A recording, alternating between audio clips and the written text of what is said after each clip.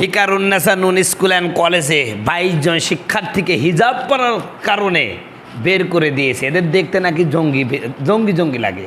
ওদিকে তথাকথিত এক উঠতি বয়সী খন্নাস সাংবাদিক দীপ্তি চৌধুরী তিনি প্রশ্ন করছেন, বুরখা কি বাঙালি সংস্কৃতি?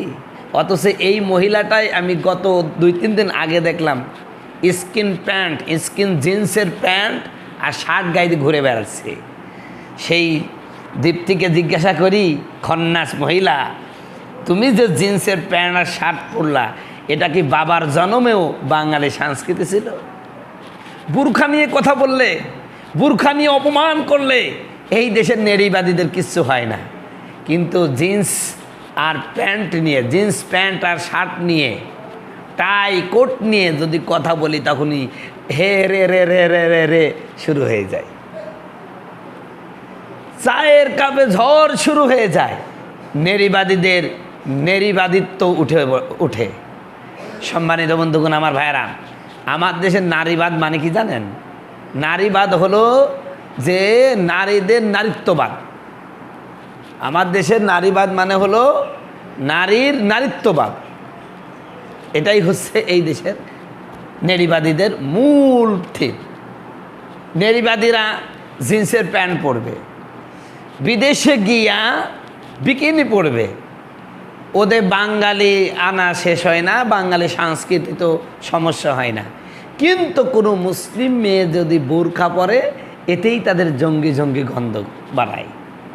ভিকারুন্নেসা স্কুল অ্যান্ড কলেজের যেই কুলাঙ্গার মহিলা আমার 22 জন মেয়েকে হেজাব পরার কারণে অপমান করে ক্লাস থেকে বের করে দিয়েছে, এই কুলাঙ্গার মহিলার চুলের মুঠি ধরে তাড়াতাড়ি স্কুল থেকে বের করে দিতে হবে। মনে রাখবেন আমার মুসলমান ভাইয়েরা, আমি আমার মুসলিম শিক্ষার্থী, মুসলিম ছাত্রছাত্রীদেরকে বলবো, যেই কুলাঙ্গার শিক্ষক, যেই কুলাঙ্গার শিক্ষিকা কোনো মুসলিম নারীর হিজাব নিয়ে, পর্দা নিয়ে, বোরখা নিয়ে কটূক্তি করবে, কোনো ধর্মীয় স্বাধীনতায় হস্তক্ষেপ করবে, ধর্মীয় পোশাকে স্কুলের কোডের নামে, ড্রেস কোডের নামে বিভিন্নভাবে বোরখা থেকে, হেজাব থেকে আমার মেয়েদেরকে যারা নিবৃত্ত করার অপচেষ্টা চালাবে, এই সমস্ত শিক্ষক শিক্ষার্থীকে পিটায়া পাছার চামড়া তুলে দিবেন।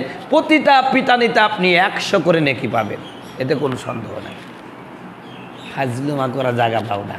তুমি জিন্স পরো, তুমি কোট পরো, তুমি টাই পরো, তুমি হাফ শার্ট গায়ে দাও, তুমি টি শার্ট গায়ে দাও, তুমি গেঞ্জি পরো, তুমি বিকিনি পরো, তখন সেটা বাঙালি সংস্কৃতির কিছুই হয় না। বাঙালি সংস্কৃতি আরও মনে হয় আধুনিক আপডেট হয়ে যায়।